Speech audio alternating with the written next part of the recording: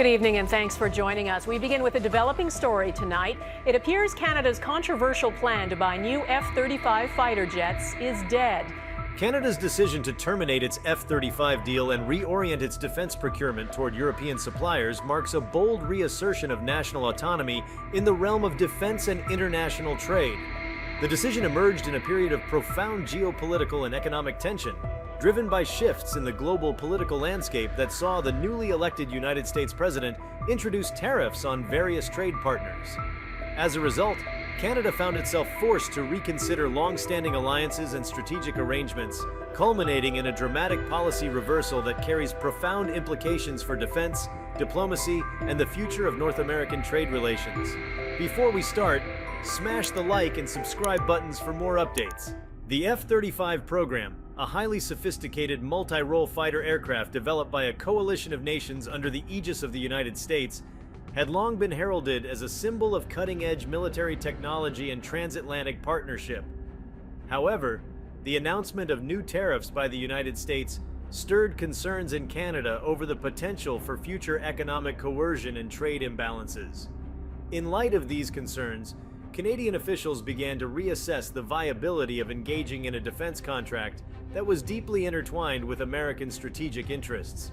The decision to cancel the F-35 deal signified not merely a fiscal or procurement maneuver, but an assertion of sovereign decision-making in the face of policies that many viewed as unilateral and disruptive to long-standing bilateral relations. In turning toward European suppliers, Canada signaled its readiness to diversify its defense partnerships, thereby mitigating risks associated with over-reliance on a single nation for critical military assets. This shift represented an opportunity for Canada to align itself with nations that had, for decades, cultivated robust defense industries and maintained stable, predictable trade relations. The pivot was rooted in a desire to establish a more balanced international posture, one in which Canada could exercise greater independence from the vicissitudes of U.S. policy. Such a recalibration of defense procurement was not undertaken lightly, as it required a comprehensive re-examination of technical specifications, long-term strategic compatibility, and the economic implications of entering into new agreements with European firms. The intricacies of the F-35 program itself further compounded the complexity of the decision. As one of the world's most advanced fighter aircraft, the F-35 represented a significant technological leap forward. Its sophisticated sensors, stealth capabilities, and network-centric warfare functionalities were seen as essential to modernizing Canada's military capabilities. However, these benefits came with substantial financial commitments, not only in terms of the initial acquisition costs, but also the long-term expenses related to maintenance, upgrades, and logistical support. With the imposition of tariffs complicating the economic calculus, Canadian policymakers began to weigh the potential risks of continued association with a program that was increasingly seen as emblematic of a broader American unilateralism. The ramifications of the decision extend well beyond the immediate realm of defense procurement. At its core, the move reflects a broader recalibration of Canada's foreign policy. In an era defined by shifting power dynamics and emergent economic uncertainties, the tariffs introduced by the United States were perceived by many as a harbinger of a more transactional and less predictable international order, one in which established alliances could be upended by economic self-interest and short-term political considerations. In response, Canada's leadership sought to chart an independent course that would safeguard national interest while fostering more stable and reciprocal relationships with other nations. The turn toward Europe was, in many ways, an effort to cement a new framework for cooperation that could serve as a bulwark against the turbulence of global trade disputes. Diplomatically, the decision to end the F-35 deal represented a subtle but significant reorientation of Canada's strategic alliances. Historically, Canada had enjoyed a close relationship with the United States, a bond that had been forged through shared military endeavors and mutual defense commitments. The termination of the deal, however, underscored the willingness of Canadian authorities to prioritize national sovereignty over entrenched alliances. By diversifying its sources of military hardware and technology, Canada signaled that it would no longer be compelled to adhere to a rigid framework defined by the strategic imperatives of a single dominant partner. This shift opened the door to a more multipolar approach to international defense cooperation, one that placed greater emphasis on balanced partnerships and the mitigation of risks associated with geopolitical volatility. From a technological standpoint, the move to engage with European defense contractors offered Canada the possibility of accessing alternative innovations and engineering philosophies. European firms, with their long histories of developing advanced military systems, brought with them a unique blend of technical expertise and a commitment to collaborative research and development. This could potentially lead to more tailored solutions that are better aligned with Canada's specific operational needs and regional security challenges. Moreover, the diversification of technological inputs promised to spur domestic innovation within Canada's defense industry, encouraging local firms to compete and collaborate on projects that address both national security imperatives and economic objectives. Economically, the cancellation of the F-35 deal raised important questions about the nature of defense spending in an environment where fiscal discipline and accountability were increasingly demanded by both government and taxpayers. The reallocation of funds from a high-profile but controversial acquisition program to alternative procurement channels represented a recalibration of priorities. The decision was framed not only as a matter of national security but also as a prudent fiscal measure, designed to avert the long-term financial risks associated with a project that had become emblematic of transnational economic uncertainty. By shifting its focus to European suppliers, Canada could potentially negotiate more favorable terms, secure greater flexibility in contract management, and ensure that its defense spending was aligned with broader economic and strategic objectives. The geopolitical implications of this decision are profound. In a global context marked by the reassertion of nationalism and the fragmentation of traditional alliances, Canada's move can be seen as a microcosm of a broader trend toward rebalancing power relationships. The tariffs introduced by the United States served as a catalyst for this realignment, underscoring the vulnerability of nations that were overly dependent on a single economic partner. In embracing a more diversified procurement strategy, Canada sought to insulate itself from the fluctuations of American economic policy, thereby reinforcing its position as a sovereign actor capable of independent decision-making. This strategic pivot resonated beyond North America, highlighting the potential for other nations to reevaluate their own defense and trade arrangements in light of the uncertainties that characterize the new global order. The decision also carried significant implications for the transatlantic community. European nations, long accustomed to managing complex defense projects through multinational consortia, found in Canada a potential partner willing to invest in a collaborative model of defense procurement. This could lead to the strengthening of transatlantic ties in a domain that had traditionally been dominated by American leadership. The prospect of deeper cooperation with European suppliers promised to create a more integrated defense ecosystem, one that could leverage the strengths of both North American and European technological and industrial capacities. Such an arrangement had the potential to yield not only improved military capabilities, but also enhanced opportunities for joint research and development, technology transfer, and industrial collaboration.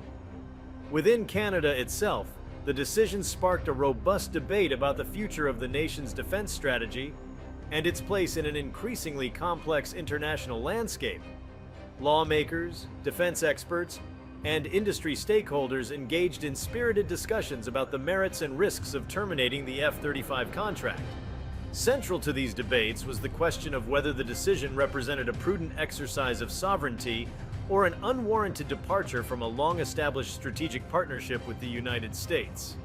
The arguments in favor of the move emphasized the need for Canada to assert its independence in the face of external pressures, while critics warned that distancing oneself from a cornerstone of North American defense could leave the country vulnerable to unforeseen challenges. The discussions underscored the inherent tension between maintaining traditional alliances and embracing a more autonomous, diversified approach to national security. The policy shift also raised questions about the broader nature of defense cooperation in an era marked by rapid technological change and evolving security threats. The modern battlefield was increasingly defined by hybrid warfare, cyber threats, and the proliferation of advanced technologies, that blurred the lines between conventional and unconventional forms of conflict.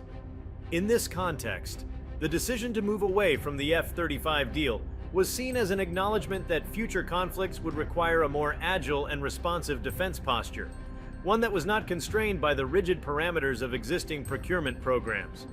By forging new partnerships with European firms, Canada positioned itself to access a wider array of technological innovations and strategic insights, thereby enhancing its ability to adapt to the multifaceted challenges of modern warfare. An important element in understanding the implications of this decision is the broader trend of rising protectionism and economic nationalism that has been reshaping global trade dynamics. The tariffs announced by the United States were emblematic of a shift toward policies that prioritize domestic industries and sought to renegotiate the terms of international economic engagement.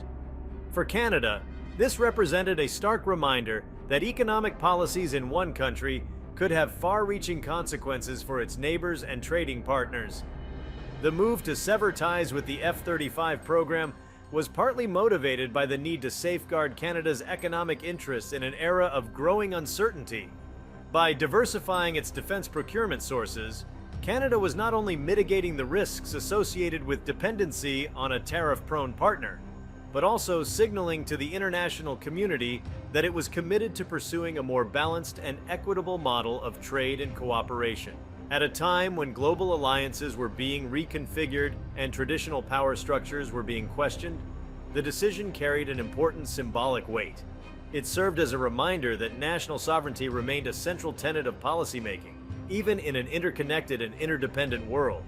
Canada's willingness to chart its own course in the face of external pressures reflected a broader desire among many nations to reclaim a measure of autonomy over their domestic and foreign policies.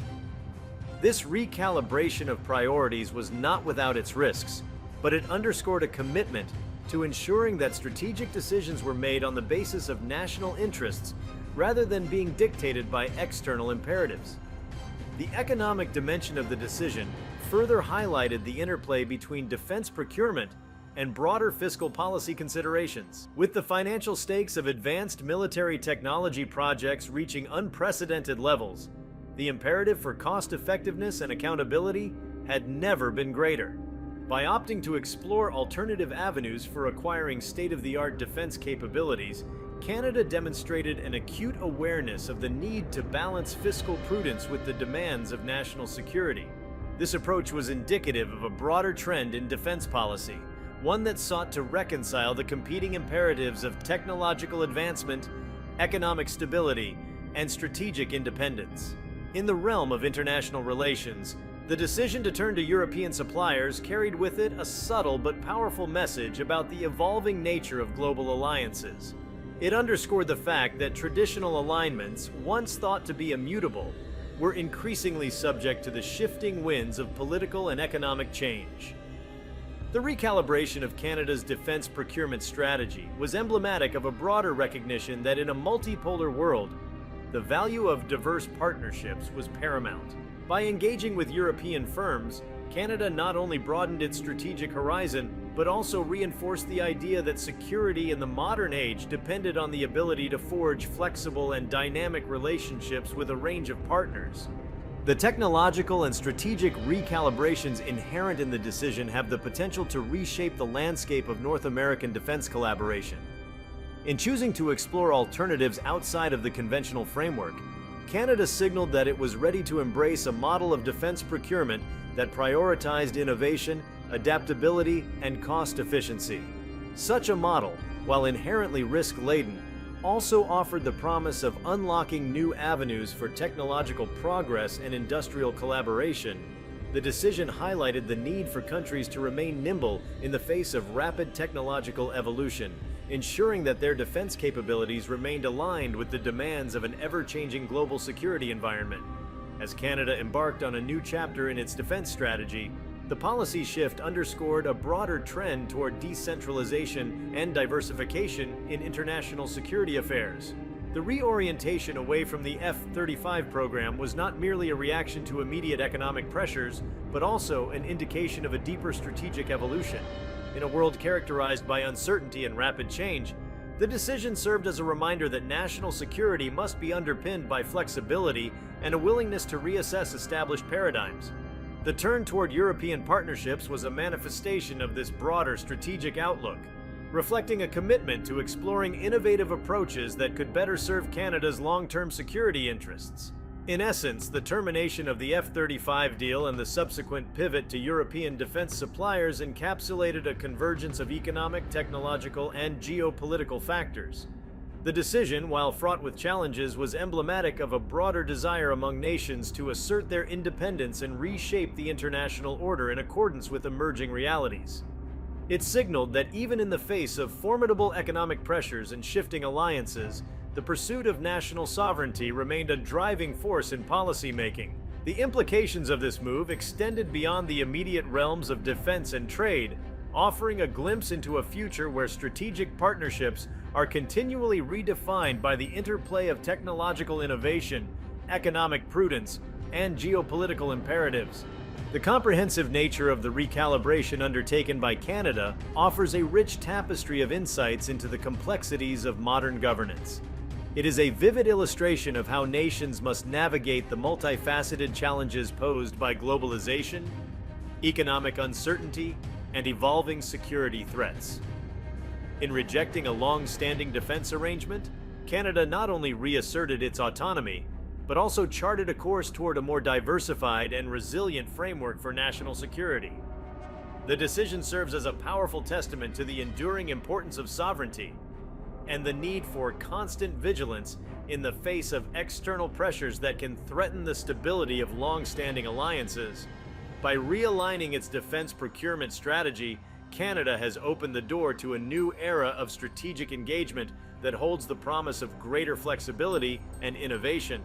This move, driven by a combination of economic imperatives and the need to safeguard national interests, reflects a broader rethinking of what it means to be secure in an age defined by uncertainty. The emphasis on diversification and the exploration of new partnerships offers a blueprint for other nations grappling with similar challenges, highlighting the importance of adaptability and foresight in an increasingly complex global landscape. In choosing to break with tradition, Canada has not only redefined its own strategic outlook, but also contributed to an ongoing dialogue about the future of international cooperation in the face of transformative economic and political shifts. The narrative surrounding this historic decision is one of bold determination and strategic recalibration. It is a story of a nation that has taken significant risks in order to secure its own destiny, refusing to be bound by outdated alliances or the dictates of external powers. The implications of the decision continue to resonate deeply, offering insights into the interplay between defense policy, economic strategy, and international diplomacy. Ultimately, the choice to end the F-35 deal and look toward European alternatives reflects a profound rethinking of what constitutes true national strength and independence in a world where the only constant is change. Canada's decision to pursue an alternative course in defense procurement further opens avenues for expanding bilateral collaborations that extend beyond traditional defense programs.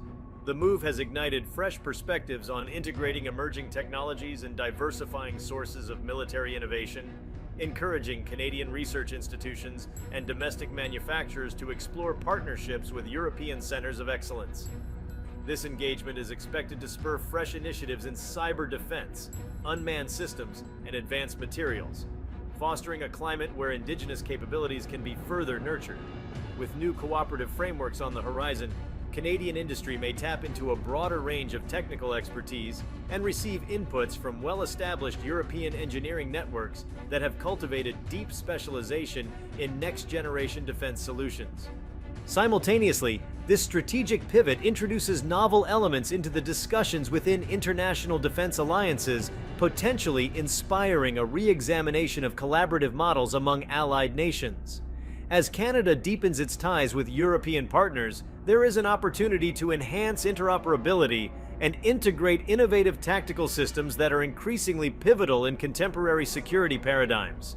The infusion of European design philosophies, honed through decades of multinational projects, may provide a contrasting perspective that enriches existing North American defense doctrines.